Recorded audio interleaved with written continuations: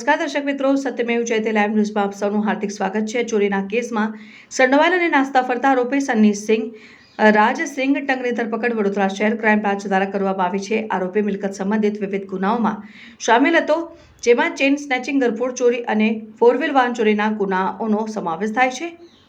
આ ધરપકડ માટે ક્રાઇમ બ્રાન્ચે મજબૂત ઇન્ટેલિજન્સ અને પેટ્રોલિંગ અભિયાન ચલાવ્યું, જેમાં આજવાર ચોકડી ખાતે આરોપીને ઝડપી પાડવામાં આવ્યો। પ્રાથમિક પૂછપરછમાં જાણવા મળ્યું કે તે ગોત્રી, સમા, પાણીકેટ અને કપુરાઈ પોલીસ સ્ટેશનોમાં નોંધાયેલા ગુનાઓમાં સંડોવાયેલ હતો। હાલ આરોપીને વધુ તપાસ માટે કારેલીબાગ પોલીસ સ્ટેશનને સોંપવામાં આવ્યો છે।